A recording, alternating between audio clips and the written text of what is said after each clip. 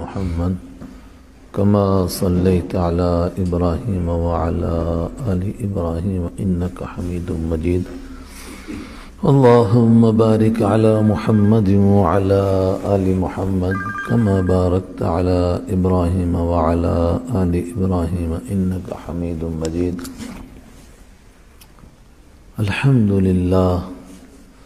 الحمد لله الذي هدانا لهذا وما كنا لنهتدي لولا أن هدانا الله ونشهد أن لا إله إلا الله وحده لا شريك له ونشهد أن سيدنا وسندنا وحبيبنا ونبينا محمد صلى الله عليه وسلم أعوذ بالله من الشيطان الرجيم بسم الله الرحمن الرحيم يا أيها الذين آمنوا اتقوا الله ولتنظر نفس ما قدمت لغد واتقوا الله إن الله خبير بما تعملون صدق الله مولانا العظيم میرے محترم ساتھیوں،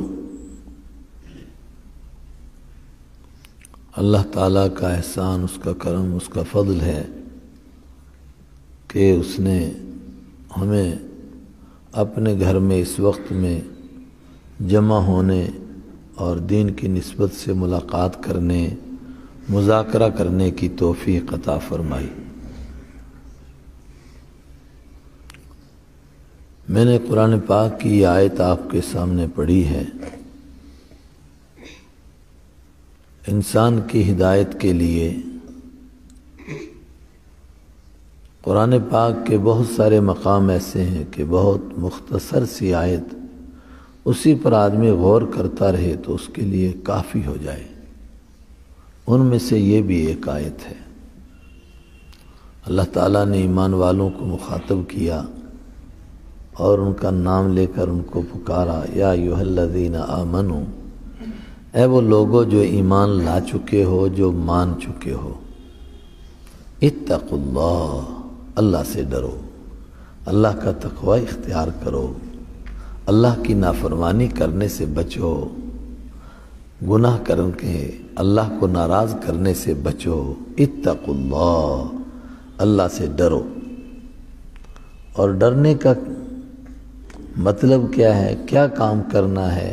وَلْتَنْظُرْ نَفْسٌ مَا قَدَّمَتْ لِغَدٍ، ہر آدمی ایک ہی فکر میں لگا رہے کہ میں نے کل کے لیے کیا جمع کیا ہے، آخرت کے لیے کیا جمع کیا ہے۔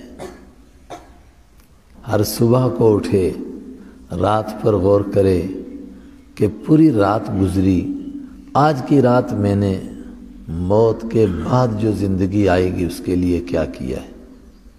صبح ہو، دن پورا گزرے، شام کو آدمی غور کرے آج کے دن میں نے آخرت کے لیے کیا جمع کیا ہے۔ انسان کوئی کام کرے، کوئی بھی کام کرے، کہیں بھی پہنچے، ایمان کا تقاضا ہے کہ اس سے پہلے غور کرے کہ آخرت میں یہ کام آنے والا ہے یا نہیں۔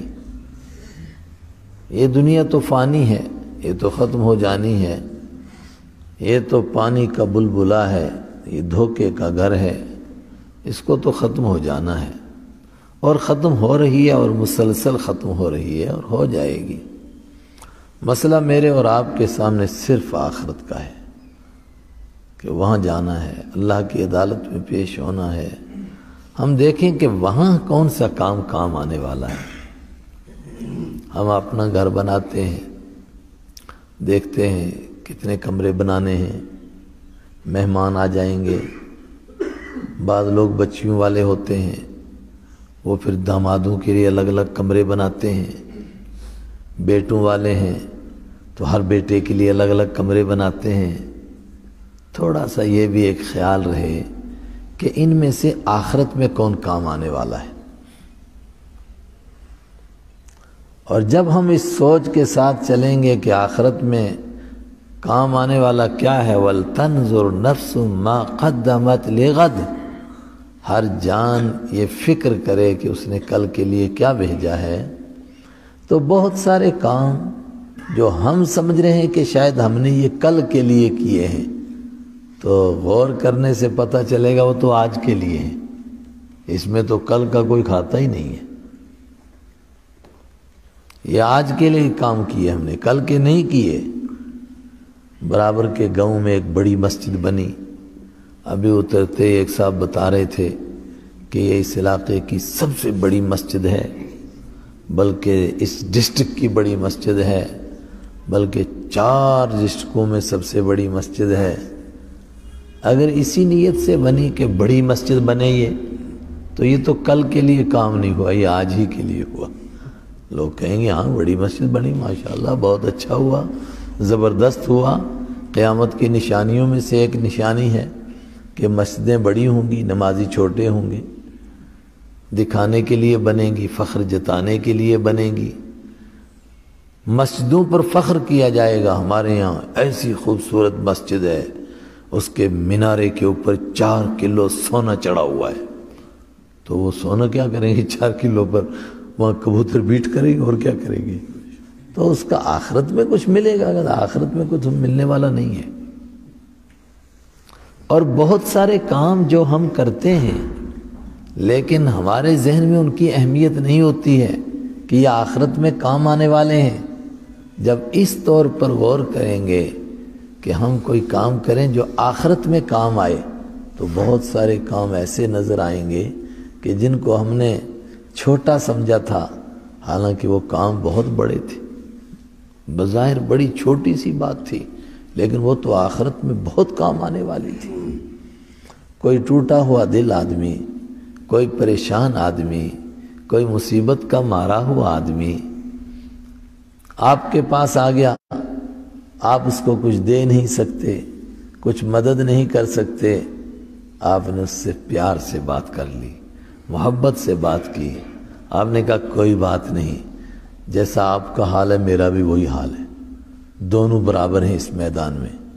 اس کو تسلی ہوئی کہ اچھا مولوی صاحب کا بھی یہی حال ہے، کہا نہیں آپ سے بھی زیادہ خراب ہے۔ تو اس کو تھوڑی سی تسلی ہو جائے گی، برداشت کرو، اللہ پر نظر رکھو، اللہ کی طاقت پر نظر رکھو، یہ تو آخرت کے لیے بڑا کام ہو جائے گا۔ وَلْتَنْظُرْ نَفْسٌ مَا قَدَّمَتْ لِغَدْ، ہر آدمی ایک ہی فکر میں لگا رہے کہ میں آخرت کے لیے کیا کر رہا ہوں۔ لیکن ہم اس دور سے گزر رہے ہیں جہاں سارے کام دنیا کے لیے ہوتے ہیں، آخرت کے لیے کوئی کام نہیں ہوتا ہے۔ سورہ کہف ہر جمعے کو پڑھنی چاہیے، دجالی دور ہے اس لیے زیادہ یاد ہونی چاہیے۔ سورہ کہف میں 3 قصے ہیں۔ سب سے پہلے اصحاب کہف کا قصہ، انہم فتیۃ آمنوا بربہم وزدناہم ہدی، وہ کچھ جوان تھے، اٹھ کھڑے ہوئے تھے اللہ کے دین کے لیے، ایمان لے آئے تھے، وزاد ہم نے ان کی ہدایت میں اور اضافہ کر دیا۔ ان کا قصہ ہے، لیکن ان کے قصے کے پیچھے بہت عجیب راز ہے۔ تحقیق کرتے کرتے لوگ تھک گئے، اور پہلے کہتے تھے کہ چراغ کا تیل ختم ہو گیا، اور آج کہیے کہ بجلی کا بل دیتے دیتے تھک گئے۔ لیکن ابھی تک لوگ یقین کے ساتھ اس نتیجے پر نہیں پہنچے کہ یہ کس دور میں یہ قصہ پیش آیا۔ کتنا ظالم بادشاہ تھا کہ سب کی پوجا کراتا تھا مگر اللہ کی عبادت کرنے کی اجازت نہیں دیتا تھا، لوگوں کو اپنے سامنے سجدہ کراتا تھا، شرک کراتا تھا، کفر کراتا تھا، مگر اللہ کو مانا جائے، اللہ کی عبادت کی جائے، یہ اس کو برداشت نہیں تھا۔ ابھی تک لوگ نہیں معلوم کر پائے کہ وہ بادشاہ کون سا ہے۔ اتنا ہی نہیں، یہ کس ملک میں واقعہ پیش آیا، یہ کس دور میں واقعہ پیش آیا، کچھ معلوم نہیں ہے۔ ایسے لوگ اندازے لگاتے ہیں۔ ہمارے یہاں ایک تفسیر ہے البحر المحیط، علامہ غرناطی کی تفسیر ہے، وہ چونکہ خود اندلس کے تھے تو وہ ہر چیز کو کھینچ کھینچ کے اندلس میں لے جاتے تھے۔ ان کی تفسیر میں یہ بھی ہے کہ موسیٰ علیہ السلام جو مچھلی لے گئے تھے ساتھ میں، تو وہ مچھلی کہاں گری تھی، وہ زندی رہی کہ مر گئی؟ وہ کہتے پکی وہ اندلس میں تھی، اس لیے کہ میں نے کشتی میں ایک مرتبہ ایک آدھی مچھلی دیکھی تھی۔ تو ہر چیز کو وہ اندلس میں لے جاتے ہیں۔ وہ اصحاب کہف کو بھی کھینچ کے ادھر ہی لے گئے۔ زیادہ تر لوگوں نے ترکی کے اس شہر کو کہا جس کا نام ہی افسوس ہے۔ اب وہاں تو افسوس یا افسوس کیا لفظ تھا، لیکن ہمارے یہاں بھی بڑا اچھا ہے افسوس، بدقسمت شہر، بڑا بدبخت شہر۔ بادشاہ کون سا تھا؟ تو اس علاقے میں، اس ملک میں کوئی بادشاہ گزرا ہے تو اس کا نام تھا دقیانوس۔ یہ اس کا نام تھا، یہ کوئی لغوی معنی نہیں ہے کہ دقیانوس کے معنی بے وقوف، لیکن وہ اتنا بے وقوف تھا کہ بے وقوفی اس کے ساتھ چپک گئی۔ آج دنیا میں اگر کسی کو بدترین دماغ والا کہنا ہو تو کہتے دقیانوس ہے، پتہ ہی نہیں اس کو کچھ، ایسی فرسودہ باتیں کرتا ہے۔ اور دوسرے لوگ اٹھے، انہوں نے کہا نہیں، یہ تو حلب میں یہ غار ہے۔ کسی نے کہا کہ نہ، یہ تو لبنان میں غار ہے۔ اور ابھی ایک مصری پروفیسر ہیں، بڑے زبردست عالم ہیں، الاستاذ التفسیر زبیان، تو انہوں نے تو اس کو یقین کے ساتھ لبنان میں پہنچا دیا، مگر یقین سے کسی کو معلوم نہیں کہ یہ بادشاہ کس دور کا تھا، اور پتہ بھی نہیں چلے گا قیامت تک۔ کیوں؟ اللہ کو دکھانا ہی یہی ہے، یہی اس کا راز ہے کہ وہ کتنا طاقت والا، اپنے آپ کو دبدبا دکھا رہا تھا، میرا نام رہے، میں کسی کو سر نہیں اٹھانے دیتا ہوں۔ خدا نے اس کا نام ایسا مٹا دیا کہ مل ہی نہیں رہا تاریخ میں، تلاش کر کر کے تھک گئے۔ اور وہ جوان، وہ کہیں نام اپنا روشن کرنے گئے تھے، انہم فتیۃ آمنوا بربہم وزدناہم ہدی وربطنا علی قلوبہم اذ قاموا فقالوا ربنا رب السماوات والارض لن ندعو من دونہ، ہم اس کے سوا کسی کی عبادت نہیں کر سکتے ہیں۔ وہ غار میں گئے، اللہ کے ہاں ان کی قیمت تھی، کیونکہ صرف آخرت کا مسئلہ تھا، ان کے سامنے اور کوئی مسئلہ نہیں تھا۔ وَلْتَنْظُرْ نَفْسٌ مَا قَدَّمَتْ لِغَدٍ، کل کے لیے کیا کیا ہے، اس کی فکر تھی ان کو۔ غار میں چھپ گئے، اور جب غار میں چھپے جا کر، تو قرآن پاک نے اس پر چند تبصرے کیے ہیں۔ جو آخرت کے لیے، اللہ کے لیے، صرف اللہ کے لیے گھر چھوڑتا ہے، اپنا آرام قربان کر دیتا ہے، اپنے گھر کو قربان کر دیتا ہے، رشتہ داری کو قربان کرتا ہے، تعلق کو قربان کرتا ہے، اللہ کے یہاں اس کی کیسی قیمت ہوتی ہے، اللہ کے یہاں اس کا کیا مقام ہے۔ قرآن کو اتنا کہنا تھا کہ وہ غار میں گئے اور وہ سو گئے، کافی تھا اتنا کہنا، لیکن قرآن نے یہ تھوڑا کہا، کیا کہا؟ وَضَرَبْنَا عَلَىٰ آذَانِهِمْ فِي الْكَهْفِ، ہم نے غار کے اندر ان کے کانوں کو تھپکی دے کر کے سلا دیا۔ کیوں؟ گھر میں بچہ ہوتا ہے تو ماں اس کو سلاتی ہے، آہستہ آہستہ اس کے کان پر مارتی ہے، اس سے اس کو وہ عجیب قسم کی آواز آتی ہے، اس سے نیند آتی ہے۔ غار میں کون تھا ان کو تھپکی دینے والا؟ فرمایا ہم نے تھپکی دی ان کو۔ غار میں سو گئے، 309 سال تک سو رہے، 309 سال تک سوتے رہے۔ اتنا عرصہ تو بیڈ سور کیوں نہیں ہوئے ان کو؟ جسم میں پھوڑے کیوں نہیں ہوئے ان کو؟ آج جن بیچاروں کی کمر ٹوٹ جاتی ہے نا، نیچے کا حصہ ختم ہو جاتا ہے، ان کے سامنے سب سے بڑا مسئلہ کیا ہوتا ہے کہ وہ درد ان کو یاد نہیں رہتا، مگر ان کے جسم میں پھوڑے ہو جاتے ہیں، اندر سوراخ ہو جاتے ہیں۔ ابھی ایک صاحب ایکسیڈنٹ ہوئے بیچاروں کی، وہ کمر ٹوٹ گئی، تو میرے پاس پہنچے کہ کوئی اس کا علاج کچھ ہو، تو میں نے ڈاکٹروں سے مشورہ کیا، تو انہوں نے کہا کہ اس بندے سے ہمارے وہاں ویڈیو کال کراؤ اس کے ساتھ، یہیں کا اسی علاقے کا ہے، دیکھتے ہم۔ تو اس کو کہا پاؤں کی انگلی ہلاؤ، اس طرح اس نے کہا کہ کچھ امیدیں لگتی ہیں، تو کچھ امید سی لگی ان کو ڈاکٹروں کو، لیکن جب انہوں نے کمر دیکھی، آئے ہائے اس میں تو سوراخ ہو گئے تھے، تو انہوں نے کہا ایسے بدبخت لوگ، تم اس کی کروٹ بھی نہیں بدل سکے، تو کروٹ بدلتے کم سے کم اس کا جسم ٹھیک رہتا۔ تو تو یہ غار میں 309 سال تک سوتے رہے، ان کو بیڈ سول کیوں نہیں ہوئے؟ اتنا کہنا کافی تھا کہ وہ کروٹیں بدلتے تھے، چونکہ مرے ہوئے تھوڑے تھے، زندہ تھے۔ تو جس طرح آدمی سو جاتا ہے رات کو تو سوتے ہوئے کیا کرتا، ادھر کروٹ بدلتا ہے۔ لیکن اللہ کے حبیب صلی اللہ علیہ وسلم نے فرمایا وہ آدمی جو اپنا مزاج بناتا ہے اللہ کو یاد کرنے کا، یہاں تک کہ بے ساختہ اس کے منہ سے اللہ نکلتا رہتا ہے۔ رات کو جب کروٹیں بدلتا ہے تو ہم تو کیا کرتے ہیں، جب کروٹیں بدلتے ہیں تو پاس والے بیچارے توبہ کرتے ہیں، تو رات کو سو تو ڈرتے ہیں بیچارے، پتہ نہیں کیا ہو گیا اس کو۔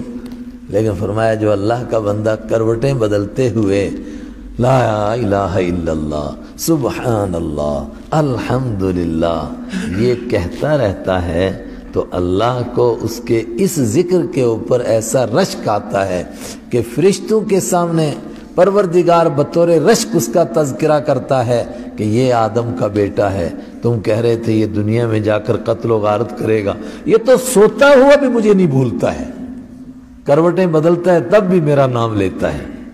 تو اللہ کو اتنا کہنا کافی تھا قرآن میں کہ وہ کروٹیں بدلتے تھے، اس لیے ان کو بیڈ سول نہیں ہوئے۔ لیکن یہ نہیں کہا، کیا کہا قرآن نے؟ ہے کوئی حافظ؟ وَنُقَلِّبُ أَفْئِدَتَهُمْ وَنُقَلِّبُ وَنُقَلِّبُ ہم پلٹتے تھے ان کی کروٹیں، ہم کبھی ادھر ان کو کبھی ادھر پلٹتے تھے۔ جس طرح کسی کی کمر ٹوٹ جائے تو اس کی کروٹ کون بدلتا ہے؟ گھر والے بدلتے ہیں نا بھائی، وہ اس کو ادھر سے ادھر کرتے ہیں۔ ان کو کون کر رہا تھا؟ اللہ کہتا ہے وَنُقَلِّبُ ہم ان کی کروٹیں بدلتے تھے۔ اللہ اکبر۔ آدمی مسلسل اندھیرے میں رہے تو اس سے جسم کا کیا حال ہوتا ہے وہ ہم جیسے لوگوں کو معلوم ہے۔ اندھیرے میں مسلسل رہے، اندھیرے میں بیٹھا رہا، روشنی دیکھی نہیں تو جسم کیسا ہو جاتا ہے؟ پیلا پڑ جاتا ہے، بیمار پڑا ہوا مریل قسم کا آدمی، ایسا لگتا ہے پتہ نہیں کہیں قبر میں اس کو بند رکھا ہے۔ مسلسل دھوپ میں رہے تو کالا ہو جاتا ہے۔ تو یہ غار کیسی تھی؟ اگر یہ دھوپ میں تھی تو کالے ہو جاتے، اور اگر یہ سائے میں تھے تو ان کے جسم پیلے پڑ جاتے۔ وَتَرَى الشَّمْسَ إِذَا طَلَعَتْ تَزَاوَرُ عَنْ كَهْفِهِمْ ذَاتَ الْيَمِينِ فرمایا ہم نے سورج کو حکم دے دیا، چڑھتے ہوئے ادھر کو لگتا تھا مگر ان کے اوپر پورا نہیں لگتا ہے، اترتے ہوئے ادھر کو لگتا ہے مگر ان پر نہیں لگتا ہے۔ وَهُمْ فِي فَجْوَةٍ مِّنْ اور وہ غار کی کشادہ جگہ میں بیچ میں لیٹے ہوئے تھے۔ کیوں؟ اللہ کے لیے نکلے تھے گھر سے، اللہ کے ہیں، ان کی کیا قیمت ہوئی؟ تو وہ تو غار میں چھپ گئے مگر قیامت تک ان کا تذکرہ چلتا رہے گا۔ اس کے مقابلے میں وہ ظالم بادشاہ جو کہتا تھا میں خدا کا نام لینے ہی نہیں دوں گا، میں کہہ رہا ہوں 1450 سال گزر گئے، تلاش کر کر کے ابھی تک مل ہی نہیں رہا ہے کہ ہے کون وہ بدبخت۔ کوئی بھی کہے پتہ چلے وہ کمینہ تھا کون، معلوم ہی نہیں ہوگا۔ یہ تو جو ترکی کے شہر افسوس کا قصہ ہے، یہ کیوں مشہور ہوا؟ کیونکہ بائبل میں بھی اسی طرح کا ایک قصہ ہے اور وہ افسوس نام کے شہر میں ہے، تو بعض لوگ سمجھے کہ شاید یہ وہی قصہ ہو، مگر کوئی ضروری تو نہیں ہے کہ وہی قصہ ہو۔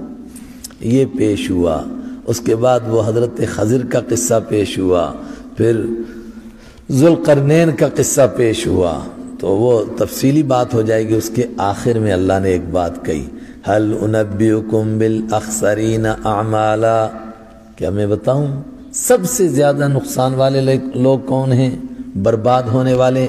الذین ضل سعیہم فی الحیاۃ الدنیا وهم یحسبون انہم یحسنون صنعا، یہ وہ لوگ ہیں جن کی ساری زندگی برباد ہو گئی اس دنیا کے لیے،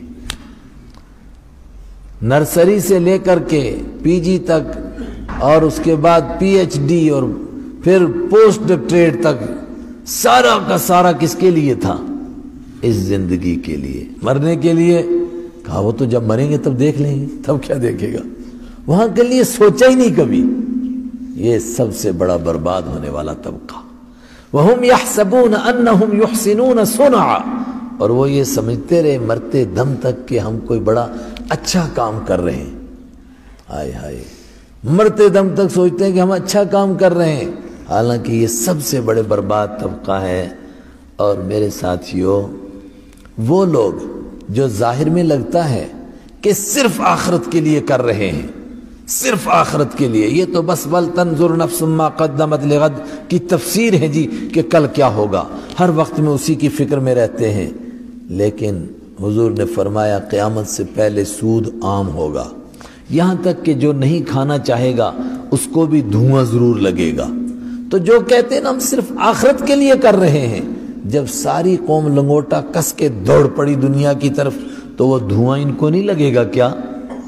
ان کو بھی دھواں لگا، اور اسی دھوئیں کا نتیجہ ہے کہ اب آخرت کے کام بھی ہم جب گہرائی سے دیکھتے ہیں تو لگتا ہے دنیا کے لیے کیے جا رہے ہیں۔ کل کو شاید کام آنے والے یہ کام، وہی مدرسہ بنایا، کیوں بنایا؟ کہتا ہے اس گاؤں والوں نے بنایا، ہم کیا ان سے کم ہیں؟ اچھا بڑا کمال کیا آپ نے، فلاں کام کیوں کیا؟ کہتا ہے اس نے کیا تھا، میں نے اس لیے کیا ہے۔ اس کے اوپر کچھ ملنے والا ہے کیا؟ کچھ نہیں ملنے والا۔ اللہ کے راستے میں خیرات پر کتنا ملتا ہے؟ مثل الذین ينفقون اموالهم فی سبیل اللہ کمثل حبہ انبتت 7 سنابل فی کل سنبلہ 100 حبہ۔ کتنا ثواب، ایک دانے کا 700 دانے، اور اللہ کے راستے میں ہو تو پھر اس کو بھی بڑھاتے چلے جاؤ۔ لیکن اس کے باوجود اگر تھوڑا سا خیال آ جائے کہ دنیا میں بھی میرا تھوڑا نام روشن ہو جائے، لوگوں کو بھی پتہ چلے میں کتنا بڑا ہوں، تو قرآن پاک نے پھر دوسری مثال پیش کی، اَيَوَدُّ أَحَدُكُمْ مَنْ تَكُونَ لَهُ جَنَّةٌ، کہ تم میں سے ہے کوئی جو یہ چاہتا ہو اس کا ایک باغ ہو اور ہر قسم کے اس میں میوے ہوں، اور فَأَصَابَتْهُ كِبَرٌ، وہ اس کو بڑھاپا آ گیا، وَلَهُ ذُرِّيَّةٌ ضُعَفَاء، اور اس کے چھوٹے چھوٹے بچے ہیں، اور اس کے پاس باغ کے سوا اور کچھ ہے نہیں۔ اب وہ سوچتا ہے یار اور کچھ کام نہیں آئے گا، باغ تو پکا کام آئے گا۔ لیکن کیا ہوا؟ فَأَصَابَتْهُ إِعْصَارٌ فِيهِ نَارٌ فَاحْتَرَقَتْ، اچانک رات کو ایسی آندھی آئی جس آندھی کے اندر آگ تھی، اس آگ نے باغ کو جلا کر کے راکھ کر دیا، راکھ کا ڈھیر بن گیا۔ اس آدمی کا کیا حال ہوتا ہے اب؟ کتنا افسوس، بچے چھوٹے چھوٹے، کچھ ہے ہی نہیں۔ فرمایا اس سے زیادہ افسوس اس کو ہوگا جو کچھ کام کر رہا تھا دین کے، اور سمجھ رہا تھا کہ کر رہا ہوں آخرت کے لیے، مگر اس میں دنیا بھی گھس گئی تھی۔ اب وہ جب آخرت میں آنکھ کھلے گی تو وہ کہے گا کہ چلو فلاں کام نہیں آئے گا، فلاں نہیں آئے گا، لیکن وہ تو ایک کام آئے گا۔ اور معلوم ہوا کہ اس کے اوپر آندھی چلی تھی ریاکاری کی، آندھی چلی تھی دکھلاوے کی، آندھی چلی تھی منافقت کی، فاحترقت، وہ تو جل کر کے راکھ ہو گیا، وہاں تو کچھ ملا ہی نہیں۔ میرے ساتھیوں، ایک ہی ہمارا کام ہے، ہم اسی کی فکر کریں کہ ہم کو کل کیا ملنے والا ہے، ہم کل کے لیے کیا کام کریں۔ اور مجھے یہ بات اس وجہ سے ذہن میں آئی کہ آپ نے یہ مجلس رکھی، اور ہمارے مشتاق صاحب ان کے کچھ ایسے تعلقات ہیں کہ میں ان کو نہ نہیں کر سکا، ورنہ ہمارے سارے ساتھی تیار کہ صبح کچھ 4 بجے بھاگیں گے جموں کی طرف، تو بھاگتے ہوئے آدمی کو سپیڈ بریک دیکھ کر کے کتنا غصہ آتا ہے وہ آپ کو معلوم ہی ہے۔ لیکن ہم نے کہا نہیں بھائی چلیں گے، لیکن مجھے تھوڑا سا یہ اس کی طرف دھیان گیا کہ ابھی ہم کو اس طرح کا خیال نہیں ہو رہا ہے کہ ہم کو آخرت کے لیے کرنا ہے۔ مثلا میں کہتا ہوں اگر وہی ہمارا تصور ہے تو پھر یہ اتنے سے لوگ بیٹھے ہیں، باہر کا اسپیکر کس لیے چلا رکھا ہے بھائی؟ ایک آدمی کو جوش آ گیا، مسجد نبوی میں ابھی صحابہ زندہ تھے، تو نماز جمعہ کے بعد وہ اپنی برادری کو سمجھاتے تھے تقریر کر کر کے، تو حضرت عائشہ صدیقہ نے فرمایا کہ جناب آپ اچھی تقریر کریں جمعہ کے بعد، مگر وہ میرا تقریر سننے کا وقت نہیں ہے، وہ میرا سونے کا وقت ہے، تھوڑی دیر آرام کرتی ہوں۔ آپ اتنے زور سے بولو کہ آپ کے سامنے کے لوگ سن سکیں، میرے کمرے تک آپ کی آواز نہیں آنی چاہیے۔ ان کا جوش نہیں ٹھنڈا ہوا، ہماری طرح اس نے اور جوش دکھایا۔ تو حضرت عائشہ رضی اللہ عنہا نے حضرت عمر سے شکایت کی، حضرت عمر رضی اللہ عنہ نے بلایا، کہاں کے رہنے والے ہو؟ کہا فلاں گاؤں کا ہو۔ کہا کیا کرتے ہو؟ کہا وہاں سے لوگوں کو اپنے ساتھ لاتا ہوں، جمعے کی نماز پڑھتے ہیں یہاں، پھر تھوڑا احساس دلاتا ہوں کہ یہ مسجد نبوی ہے، امام صاحب نے آج یہ بیان کیا ہے، ہم نے اس پر عمل کرنا ہے۔ فرمایا بڑی اچھی بات ہے، زور سے کیوں بولتے ہو؟ دوسروں کے آرام میں خلل کیوں ڈالتے ہو؟ اگر دوبارہ سن لیا تو کوڑے لگاؤں گا۔ جب ہم نے آخرت کے لیے کام کرنا ہے، کسی کو ہم سے تکلیف نہیں ہونی چاہیے۔ اسپیکر کا استعمال، یہ موبائل کا استعمال، وہ بیچارہ جوان لگا ہے، اس کو ریکارڈ کر رہا ہے کہ موبائل صاحب تو سن لے، میرے سے تو سنا نہیں جاتا ہے، بند ہے کان۔ کچھ نہیں ہوتا ہے، یہ کام دنیا کے کام ہو جائیں گے، آخرت کے کام نہیں رہیں گے۔ اور خاص طور سے میں آپ کے وادی کے علاقے میں دیکھ رہا ہوں کہ دینی مجلسوں میں بھی نا کچھ زیادہ دکھلاوے کی طرف بڑھ چاہے ہیں، یہ موبائل سامنے رکھتے ہیں۔ میں نے کہا کیا کرتے ہیں؟ کہتے ہیں نشر کرتے ہیں۔ یار سننا ہی نہیں چاہتے لوگ، آپ زبردستی میں گھسا رہے ہیں، سن لو سن لو۔ کہاں سن رہے ہیں؟ کوئی نہیں سنتا ہے۔ اور خاص طور سے جو ریکارڈ کرتے ہیں، تو میرا تجربہ تو یہی ہے، آپ لکھ لیجئے گا، زیادہ سے زیادہ اس ریکارڈ سے ان لوگوں کو کبھی فائدہ ہو جاتا ہے کہ جن کے دل میں تڑپ ہے دین کی، لیکن بیچارے کبھی دینی مجلس میں آئے نہیں، تو وہ اتفاق سے کوئی ایسی بات سن لیتے ہیں تو ان کے لیے ہدایت کا ذریعہ بنتی ہے۔ ورنہ جو ریکارڈ کرتا ہے اس کو ہمیشہ شیطان دماغ میں رکھتا ہے میرے پاس ریکارڈ موجود ہے جیب میں، تو جب چاہوں گا لیے پھرتے ہیں تصویریں جانا دل میں، جب دل نے چاہا گردن جھکائی دیکھ لیا، جب دل چاہے گا تب سن لیں گے، اور مرتے دم تک چاہے گا نہیں دل، اور کبھی سنیں گے بھی نہیں۔ پوچھو کتنے ریکارڈ کیے؟ کہ جب بھرا ہوا ہے موبائل، سنے کتنے کا پتہ نہیں۔ ویسے جب رات کو نیند نہیں آتی تب لگاتا ہوں تو نیند آ جاتی ہے مجھے۔ ہمارے ہاں ایک چودھری صاحب تھے گاؤں میں، بیچارے سیدھے سادے بندے تھے، تو انہوں نے ایک مولوی صاحب لائے۔ مولوی صاحب بھی سمجھو کرائے کے تھے، اکثر چیزیں آج کرائے کی ہیں، کرائے کا امام بھی ہے۔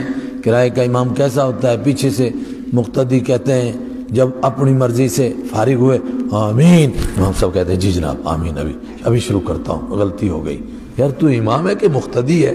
یہ تو وہ پیچھے والے کریں رکوع کر، جی جناب ابھی کرتا ہوں، سجدہ کر، جی ابھی کرتا ہوں۔